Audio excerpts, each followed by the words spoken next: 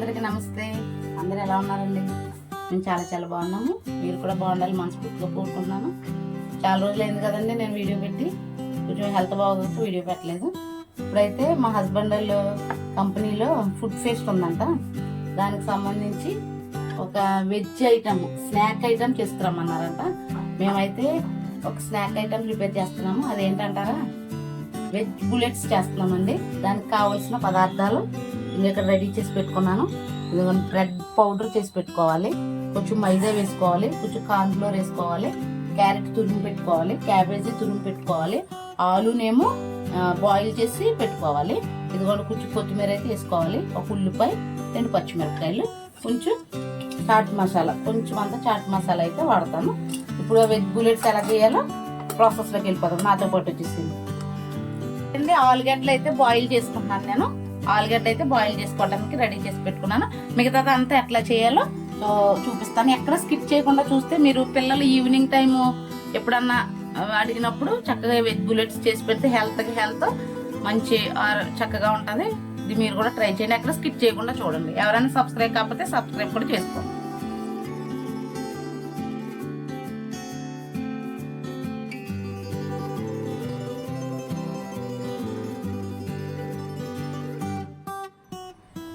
చూసారండి, నేను ఇందాక చెప్పాను కదా, అవన్నీ ఇదిగో క్యారెట్ అయితే ఇలా తురుము పెట్టేసుకున్నాను.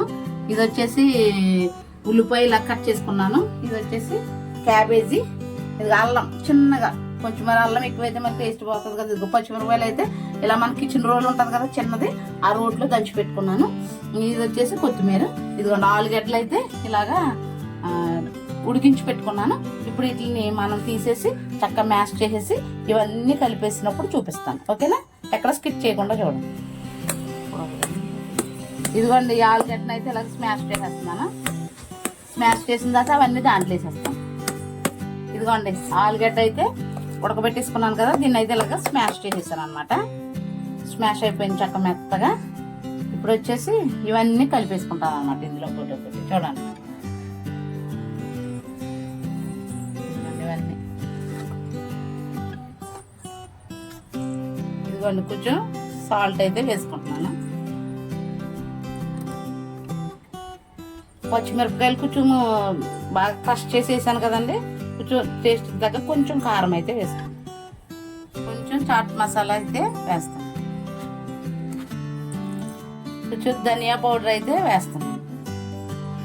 ఇదిగోండి, కొంచెం కార్న్ ఫ్లోర్ అయితే వేస్తున్నాను. కార్న్ ఫ్లోర్ తెలుసు కదండి, కార్న్ ఫ్లోర్ అయితే వేసుకుంటున్నాను. కొంచెం మైదా కూడా వేసుకుంటున్నాను, మరీ ఎక్కువ వద్దు, కొంచెం.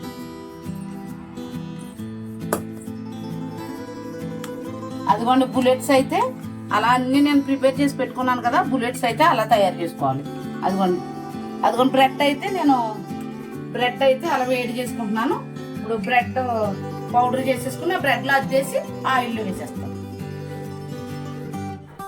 బ్రెడ్ అయితే అలా పౌడర్ చేసుకుని పెట్టుకోవాలి. చూసారు కదా, బుల్లెట్ని అయితే ఇలాగ బ్రెడ్లో ఇలాగా పొర్లించి వేసి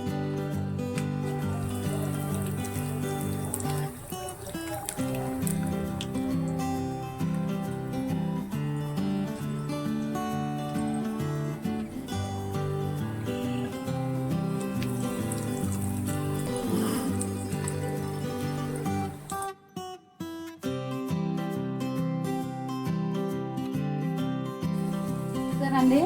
మన వెజ్ బుల్లెట్స్ అయితే రెడీ అయిపోయినాయి. చూసారా ఎంత బాగా వచ్చినాయో.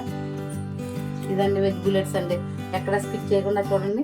వీడియో కనుక నచ్చినట్లయితే లైక్ చేయండి, షేర్ చేయండి, సబ్స్క్రైబ్ చేయండి. తప్పకుండా లైక్ చేయండి. ఓకేనా? Bye, see you tomorrow.